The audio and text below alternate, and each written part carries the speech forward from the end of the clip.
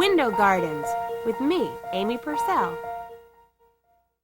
On this tape, we'll make things grow by just using water. We'll do experiments to see with our own eyes how water travels through plants. We'll dry apples to make finger puppets, and we'll grow a forest from vegetable tops.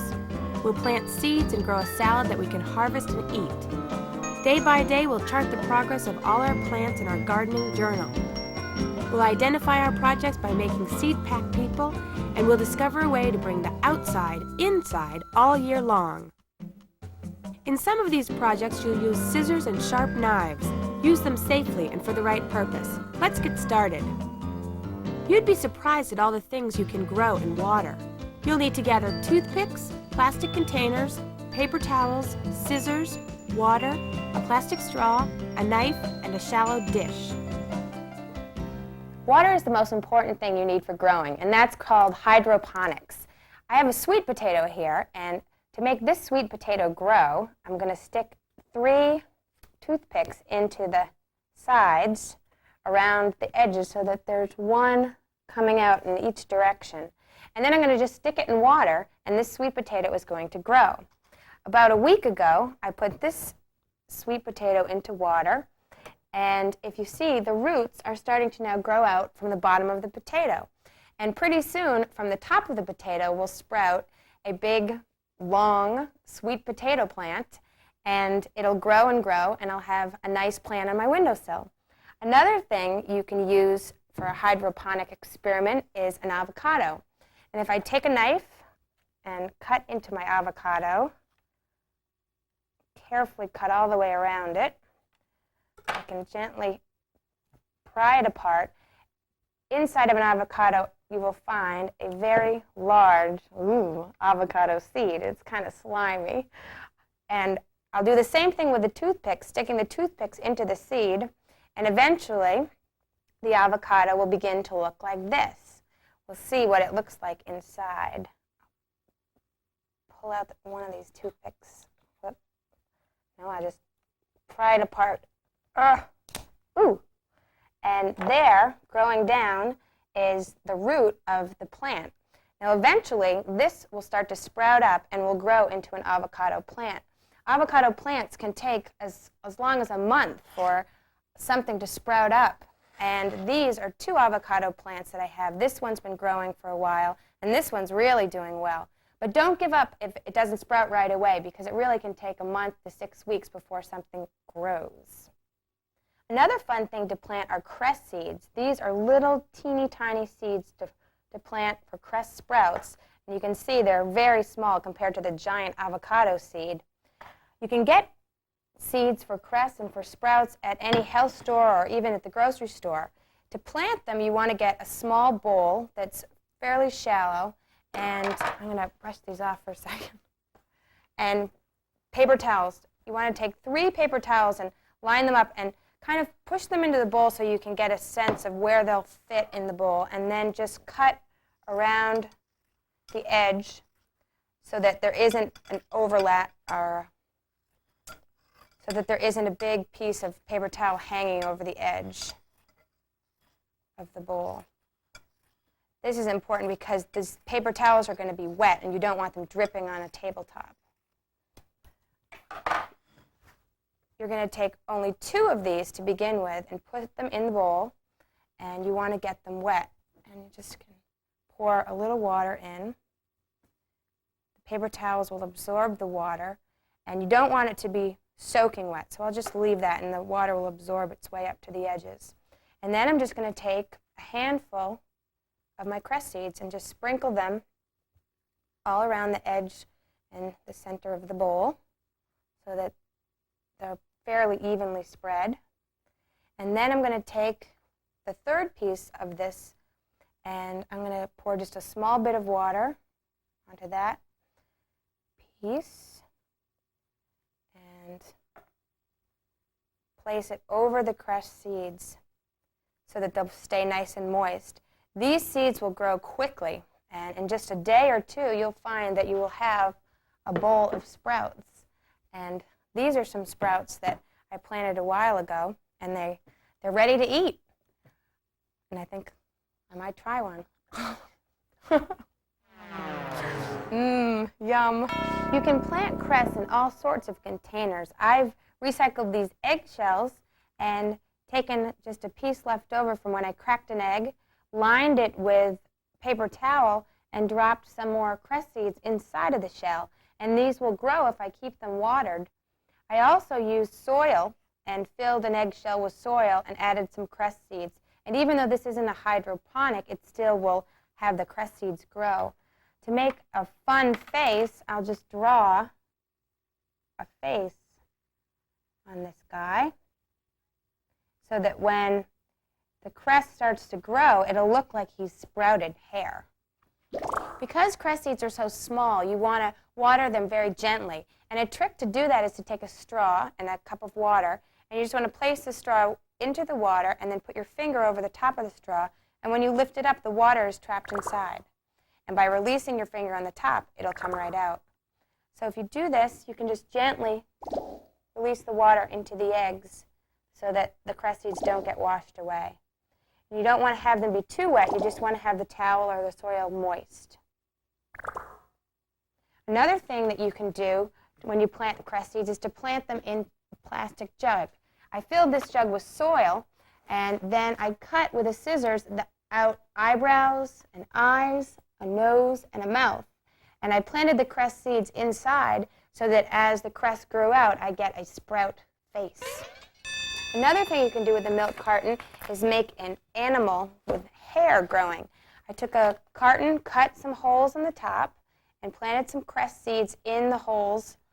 Then I cut out a porcupine out of construction paper, and as the cress grows, it looks like my porcupine is growing quills. A seed viewer is another fun thing to make. You can see the seed, the roots, the stem of my bean plant that's growing up, all the action you can see through this plastic cup. I made one of these a few days ago, and this is the beginning of a bean plant, the bean seed, and you can see the root coming down. To make a seed viewer, you want to get a clear plastic cup and some paper towels. First of all, you want to take one paper towel and crumple it up into a ball. And then sort of open it up a little bit, but it's all wrinkly, and just gently push it into the cup so that most of the towel is into the cup. Then you want to take some bean seeds. And I've got my bean seeds here, and I'm going to pull out 4 seeds. And very carefully, I'm going to drop them down into the side of the cup. And because the towel is crinkled, it should catch the seed and hold it at the edge of the cup. I don't really want it to fall all the way to the bottom. The next thing you want to do is take another paper towel, pull it out, and this one you're going to crumple up and keep in a ball. And then you're going to push the towel that's already in the cup with the bean seeds to the edge of the cup and push this second paper towel right down into the center of the cup. And then with water, you'll moisten the towels. You don't want it to be soaking wet. You want the towels to be just moist enough that the bean gets water and will have the moisture it needs to grow.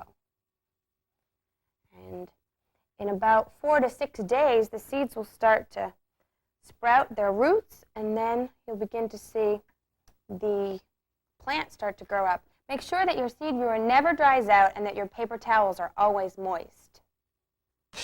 Remember, your sweet potatoes and avocado seeds will sprout much faster if placed on a sunny windowsill. But cress seeds just need to be kept moist for them to sprout. For review, my friend Dane will show you again how you can sprout cress seeds. First, you take 2 paper towels and just put them in your bowl. Then take some water and moisten it. Too much water. Then take not too many cress. Take enough to maybe fill the bottom of the bowl. And when you're done with that, take your other paper towel and put it on top of the first 2, and then moisten that. Not too much water, quite as much as the first. so that it'll be ready for growing. For this project, you'll need a shallow dish, construction paper, scissors, a marker or pen, and water. How do plants absorb water? It's called capillary action, and this is an experiment you can do to try out how capillary action works. This is a flower that when I drop in the water, the petals will begin to expand as the paper absorbs the water. To make the flower, I just drew with a marker on construction paper the flower petals, and now I'm going to finish cutting them out. I'm going to cut all the way around. Once this is all cut out, I'll fold in each of the petals to the center. This works because paper is made of plant fiber. And as the water seeps into the plant fiber in the construction paper, it expands just like a plant expands as it takes water in. And there we go.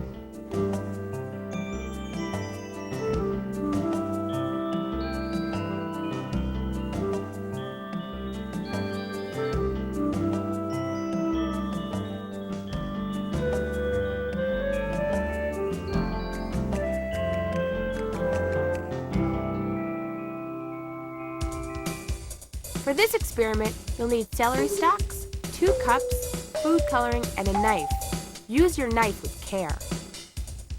Another way to demonstrate capillary action is to take a piece of celery, cut off the bottom, and slice up the middle about halfway up the stalk, so you have 2 pieces. Then you want to get 2 cups and put water in each of the cups. In 1 cup, I put blue food coloring. In the other cup, I put red food coloring. And then I put my stalk into both cups, putting one side in one and the other side in the other cup. And the water is seeping up through the veins of the celery stalk and turning the celery leaves blue on this side and red on this side. And it takes about 12 hours for this to really work. So if you put it in overnight, in the morning, you won't believe your eyes. Try this. Get some apples, a small knife, and some yarn. You'll need to dry your apple in an oven on the lowest setting. So before you start, make sure you have permission to use the oven and you know how to use it safely and correctly. Fruits and vegetables are made up of mostly water, but if the water is evaporated out, you're left with just the pulp. And this is an apple head puppet doll that used to be a Granny Smith apple. And I'll show you how to make it. You want to take a Granny Smith apple and a little paring knife and carefully remove the skin of the apple. Remember to be careful when using a sharp knife. Get help if you need it. You can eat the skin if you like it.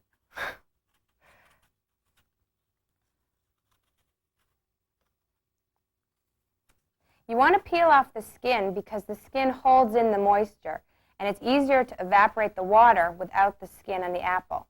Once most of the skin is off, you're going to take out the core by just carefully sticking in the knife and kind of pushing it down and working your way around the core. If you have an apple core at home, you can use that too. You can sort of work it out.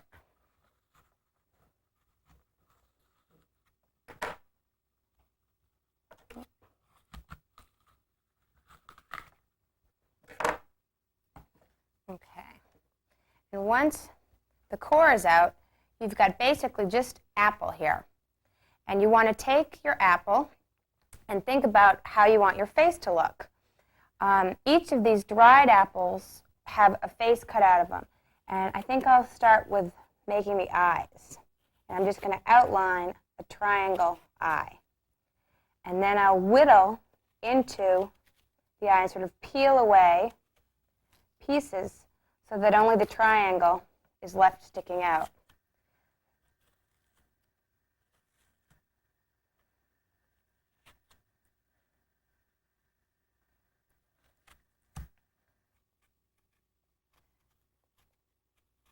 Now I'm going to take a knife and just whittle out the other eye.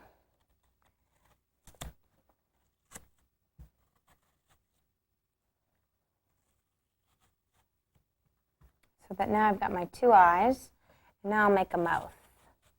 And I'll carve the outline of the mouth first, and then whittle into it.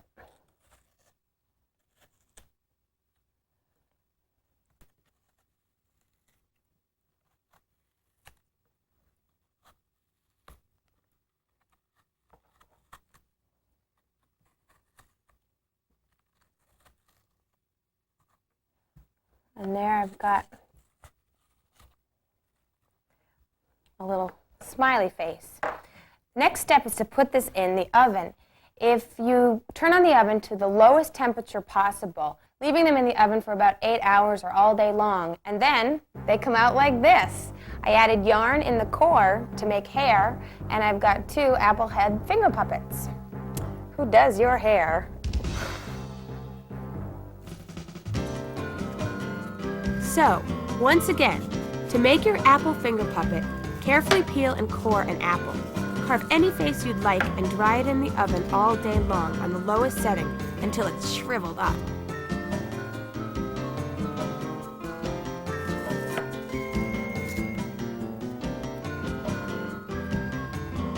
Beets, carrots, or turnips for supper?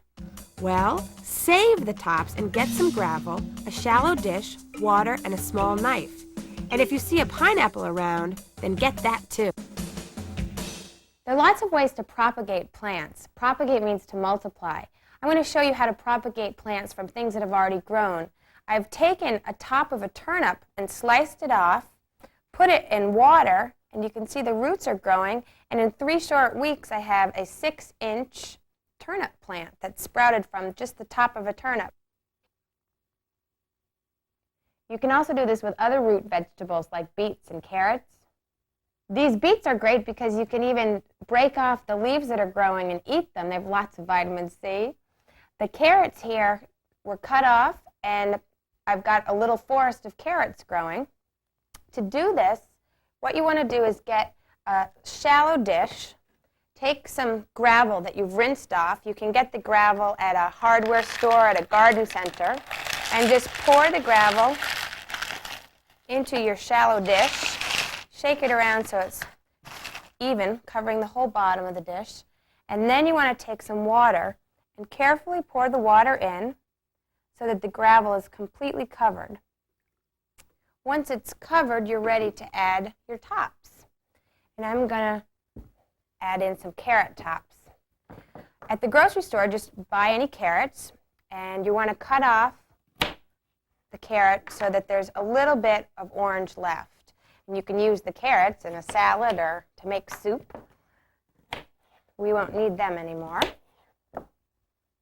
And once those are cut off, you're going to take the greens that are full grown and you're going to cut so that there's about half an inch left on the carrot top, or about the length of your pinky fingernail. And then we'll cut the next.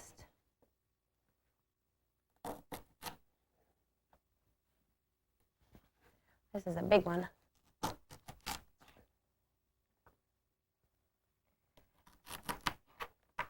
And then all you need to do is take your carrot tops and place them in the water on the gravel so that the orange part of the carrot is in the water and the green part is sticking out of the water. And in a few days, you'll find that you too will have a forest of carrots growing up in your dish. A pineapple is not a root vegetable, but it'll respond in the same way. You want to take a knife and cut off the top of the pineapple, and you want to leave it on its side to dry out for about three days. And while it's drying, I'm going to cut myself a piece of pineapple. It's good. About 3 weeks ago, I took another pineapple and I put it in my grow lab, and it's now beginning to sprout a new plant. It's in a mixture of potting soil and sand, and if you look in the center of the pineapple, a new sprout is coming up in the middle, and it'll be a new pineapple plant. Try this along with Matthew and Katie. Hold each carrot firmly on a cutting board and carefully cut the greens, and then the carrot top with a small knife. Ask for help if you have trouble slicing hard-to-cut vegetables. Place the freshly cut tops in a shallow dish with water, and in no time, a forest of carrot tops will sprout. Let us begin another project. Here's the dirt. Get empty containers or flower pots, bean seeds, water, gravel, and as I promised, here's the dirt, potting soil.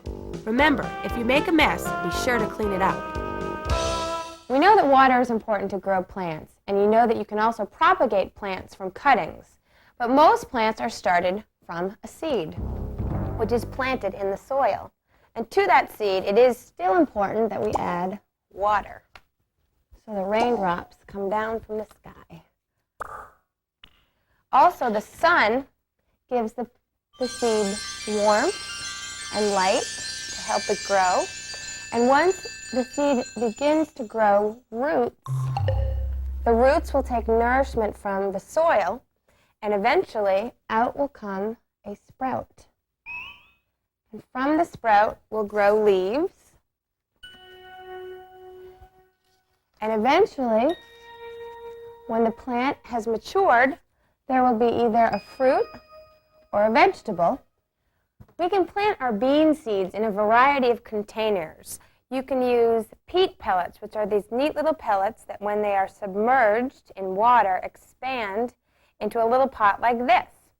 Or you can buy peat pots that are already made, and you can put potting soil inside of the peat pots. Another container that's good to use is a coffee can. And what you'd want to do is make holes in the bottom of the coffee can, and the holes are important for drainage. Another container that's good to use is a milk carton or a soda bottle that's empty, and you can recycle it by cutting off the top, and then you're ready to put something inside of it. Inside of this, I'm going to start by putting some gravel in the bottom of the container. And the gravel is important because when I water my plant, I don't want to have the roots just sitting in the water, so the water can drain into the gravel. And I'll fill this up quite a bit so that there's lots of room for drainage. That's good. And then I'll add in some sterile potting soil. And you don't want to go out in your yard and just get any soil. You want to get potting soil from either a gardening store or a grocery store, and you'll need quite a bit of potting soil. So I'll just keep scooping the potting soil in here. Kind of makes a mess, so you might want to put newspaper down on a tabletop or on the floor. And when we get it almost to the top, pat it down a little bit, add one more scoop. And then I have my bean seeds, and I've got 4 or 5. I'll plant 4 in here, but before I plant them, I'm going to add water. And that's to moisten the soil. And it's actually important that you moisten the soil first because you don't want the bean seeds to be resurfaced if you add too much water in dry soil. So now that it's moist, they'll be able to hold on to the beans, and I'll just push my seeds about 1/4 of an inch into the soil.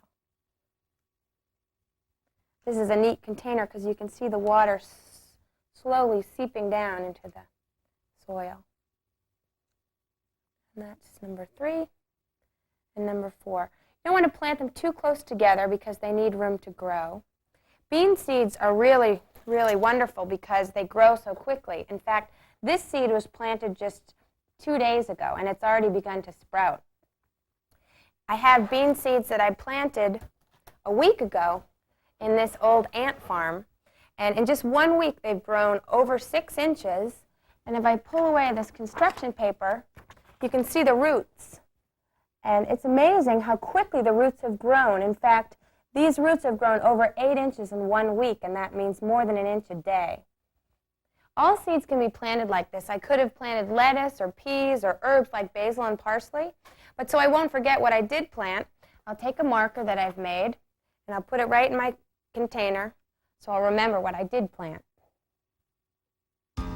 Here's how to make your own markers along with Emily and Matthew. Decorate adhesive labels for the plants of your choice. Use a blank label as the backing on one side of a wooden plant stick. Flip it over and attach your decorated label on the front.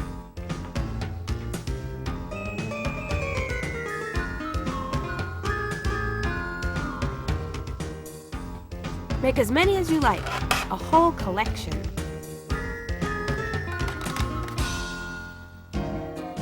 To keep your own gardening journal, you just need a notebook and a pen or pencil.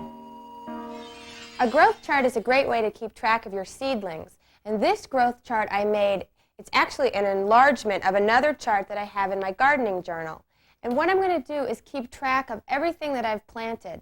I've written down the names of each of the seeds that I've planted, all the vegetables and flowers, and at the top of the chart I wrote down the weeks that I'm going to be watching what's happening. And I did my chart in 2-week sections, but you could do it each day or you could do it week by week. And what's happened in the first 2 weeks with the beans is that I planted them, and I planted them on day 1. So I'll just record that here. Day 1. I saw them sprout on day 4. And the leaves came out on day, leaves came out on day 7. And the leaves were out for a while, and they didn't actually blossom till the next block here, and they actually blossomed on day 21.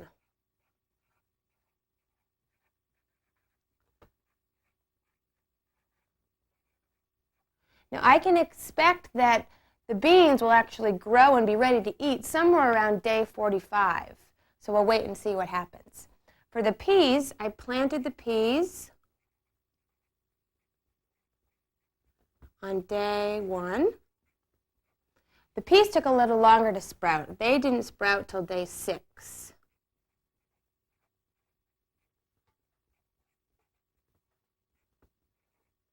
And the leaves came out around day 10.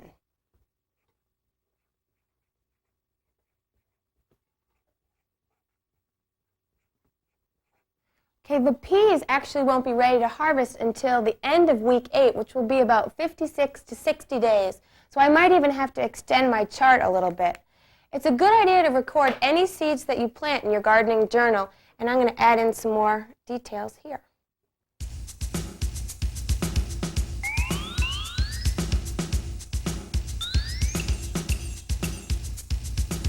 I'll add a few beet greens from my tops, a little chopped parsley, some salad dressing, and if you'll excuse me, I'm going to take a little break. Grow your own salad with radish seeds, lettuce seeds, and scallion bulbs. You can be as creative as you'd like when you plant your seeds. In fact, in this tray here, I have planted a whole salad. I started by planting some radish seeds. These are really fun to plant because they sprout in about 3 days, and already these have grown up. In fact, I'm going to pull this one out, and you can see that the little radish is starting to grow. It's not ready to eat yet, but in a few days it will be. Just leave that there. These are lettuce seeds, and they're really tiny, so you want to be careful when you plant them. And here I have the lettuce that's growing up for my salad. And finally, I planted some scallion bulbs, which are actually just little onions. And you can get them at a garden supply store or in a grocery store, and you can just stick them into the dirt and just bury them down. And in a few days, the scallions will start to grow up like this. Now, I think my tray of salad needs a scarecrow to protect it, so I'll just stick this guy in here. And remember, always record what you've planted into your gardening journal. And I'm going to write down what I've done today.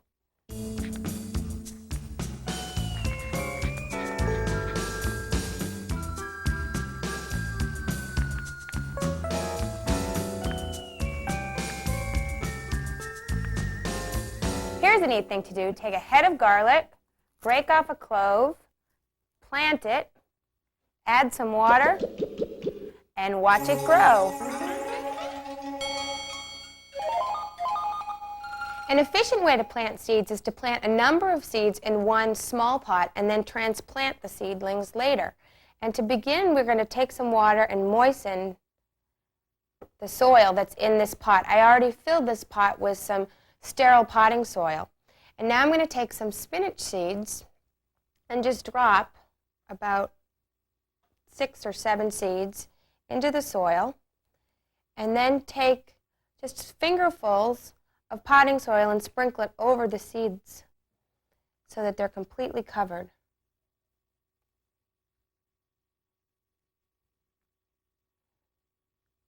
When they're covered, I'm just going to gently pat the soil down. In a few days, I'll get some sprouts coming up, and these have just sprouted, but there's 6 spinach seeds coming up here, and there's really not enough room for the 6 of them to grow, so I'm going to transplant them. And to transplant them, I have a bigger container here, and I'm going to take a pen and just push the end of the pen down into the soil so that there's a hole.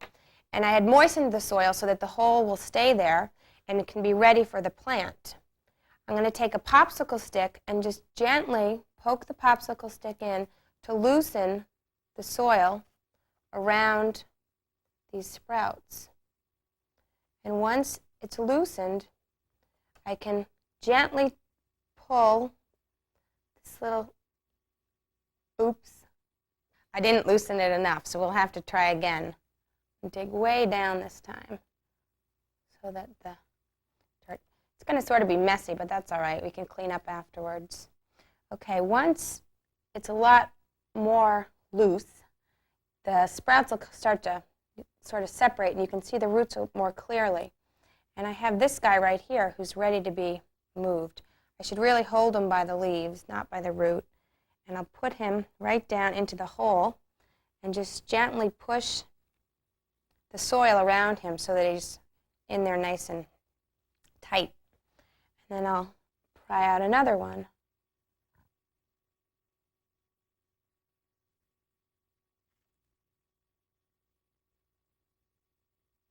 Okay, take my pen and make the hole. And gently put him inside and push the dirt around him. Okay, remember to hold the new sprout by its first true leaves as you gently push the soil around the root. And there we go. Now each of these little seedlings will have a lot more room to grow, and they'll have enough room until they're ready to harvest. Now remember that when you plant something, you should always record what you've planted. You can use your marker again. My hands are a little dirty, and I'm going to record this in my gardening journal. Okay, so transplant on day 12. Save your empty seed packages and get construction paper, small plant sticks, glue, scissors, and markers. And you can make seed pack people. We plant vegetables because they're good to eat, but it's also fun to plant flowers. Flowers smell nice, they're pretty, and they cheer people up. I planted these marigolds, and these are actually marigold seeds. They look more like straw, and they're very different than any vegetable seeds. And once they've been planted in potting soil for about a week, they start to look like this. These are the first true leaves, and after about 2 weeks, the marigold leaves will start to look like this. You can see they're a little more pointy and more mature. And finally, in about 8 weeks, you'll get beautiful marigolds similar to these that have been growing for a while. Once you've finished planting your marigold seeds, you'll have an empty seed pack. And seed packs have lots of information on the back that's important for anyone who's planting things. But once the seed pack is empty, you can use it to make a seed pack figure. A seed pack figure is something that will help you mark your rows. This is a figure I made to help me remember where my beans were planted. And this is a little bean seed pack figure. To make this, you want to take your empty seed pack and a stake And you're just going to take some glue and glue on the back of the stake. Put a line of glue so that you can just glue the pack right onto the stake. And once it's glued onto the stake, you want to add some body parts to make it really look like a person. And I cut out some legs and used construction paper and just glue them right onto the pack. You can put it right on the glue right onto the pack, or you can put it onto the body parts. They slide around a bit, but that's okay. And then next I'm going to put on the arms.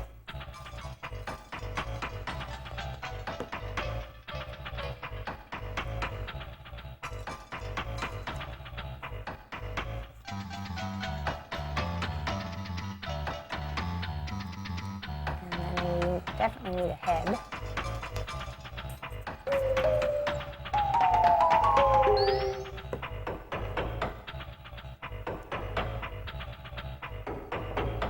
You need to make sure that you leave enough room at the top of the stake so you'll have a place to glue the head. And then I've got some wild blue hair for this lady.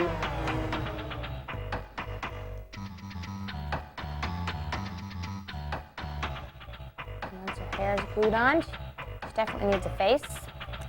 So I'll take a marker and just draw a face.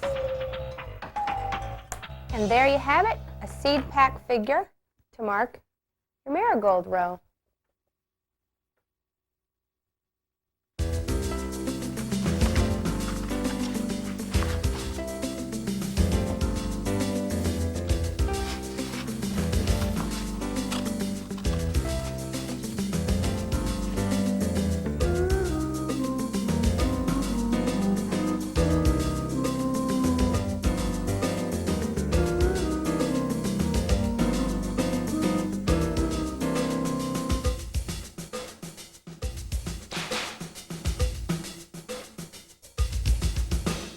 Here's how to keep the outdoors growing indoors. Get a large glass container, gravel, activated charcoal, potting soil, water, plastic wrap, and your choice of small plants and decorations. A terrarium is a great project for a rainy day or for a weekend. A terrarium is basically a garden that's planted in a closed container. This container I found at a yard sale, and it's an old fish tank that someone used colored sand to decorate the bottom, and I added in some potting soil and some things that I found outside. I put in some pine cones and some ground covering from the woods, a white pine seedling, and some ferns. And I'm just going to cover it over with some clear plastic wrap so that the moisture will stay inside. And that's a great woodsy terrarium. Another kind of terrarium is a terrarium that has some desert plants in it. And this is an old fish bowl that I filled. I put some gravel at the bottom. I put about 2 inches of gravel in so that if there's too much moisture, it can drain off into the gravel. Then I added about 2 inches of potting soil and sand mixed together. Because I planted 3 desert plants, they like the sandy soil, so it's good to put in a mixture. The plants I have are a striped Haworthia. A sedum is this little one in the front, and this tall one back here is called a torch cactus. And I'm not going to cover this with anything because since these are desert plants, they like to be in a drier environment, and that way the moisture can escape, and I don't have to worry about them getting too much water. This is a terrarium that I actually found out in the woods the other day. It's a bottle that someone threw away, and some soil slipped into the bottle when it was on its side, and you can see these little plants are now growing up. So this is actually a terrarium that Mother Nature made. To make your own terrarium, you need to get a glass container, and you can get any glass container. You could get a bottle that's empty that you're not using, or an old fish tank like this. And in this, I'm going to start by putting some gravel at the bottom, and I'm just going to pour in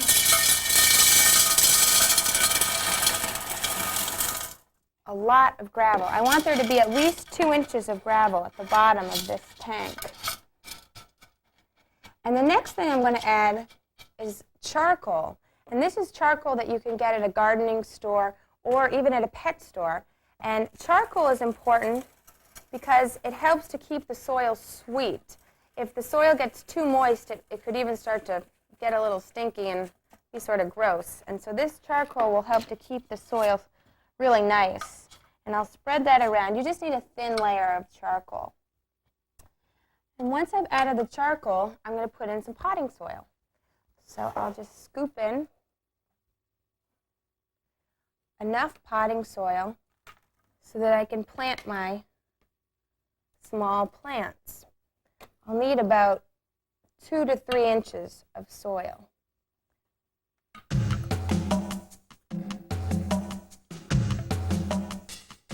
Kind of even it out.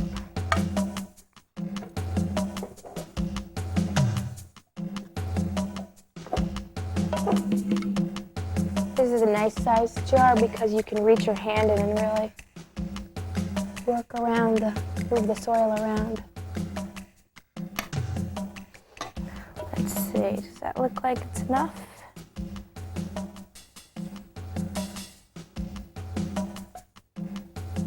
Okay, I actually think I'll add a little bit more.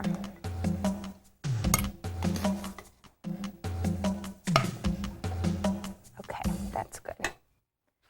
The next step is to add in the plants, and I have 3 plants here that I'm going to add in, and this one is called a parlor palm, and I'm going to take it, and to loosen it from the little container that it's in, I'm going to just hit it upside down on the edge of the table, but I want to carefully hold my hand underneath it so that as the plant falls out, I can catch it. And then I will gently put the plant in and dig it into the potting soil.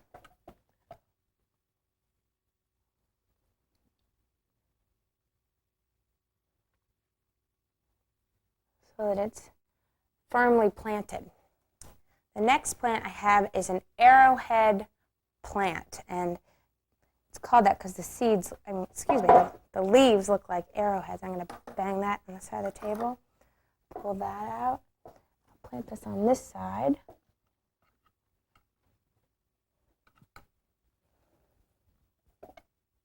And this actually isn't deep enough, so I'm going to pull it out and dig a deeper hole for this to go into. And then I'll move it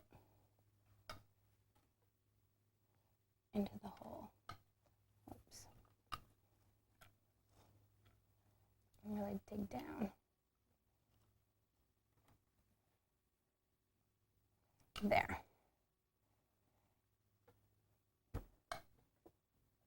And the last plant I'm going to add is an Irish moss.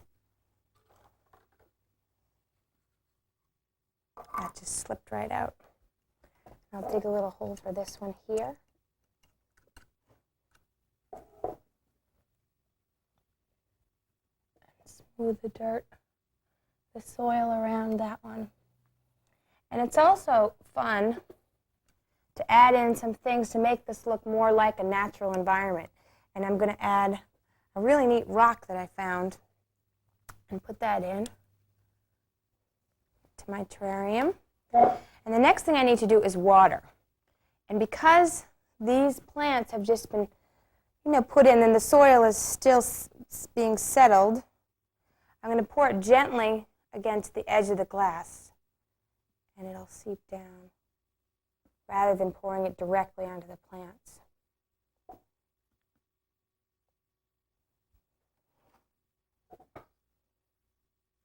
Oops, kind of quick. But a thin stream of water real slowly works best.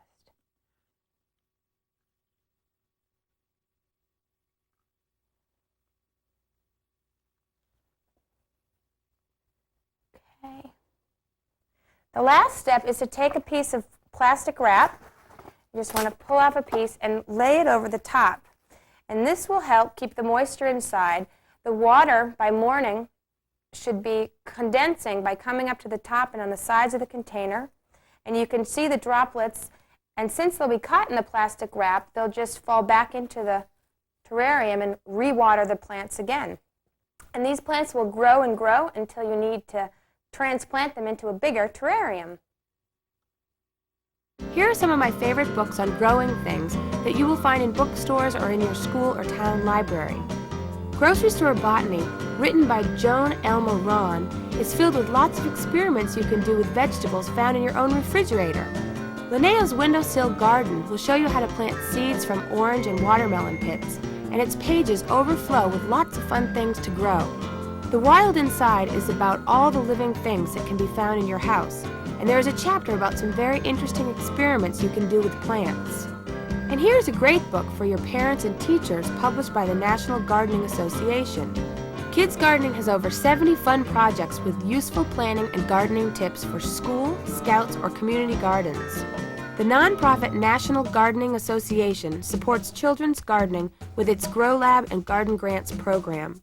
If you and your parents are interested in joining in the effort to introduce kids to the joys and benefits of gardening, contact National Gardening's membership department at this address and phone number. Ask them also about how you can introduce Grow Lab into your school and classroom. Grow Lab is National Gardening's in-school science program on growing things that teachers and kids will love. Happy growing!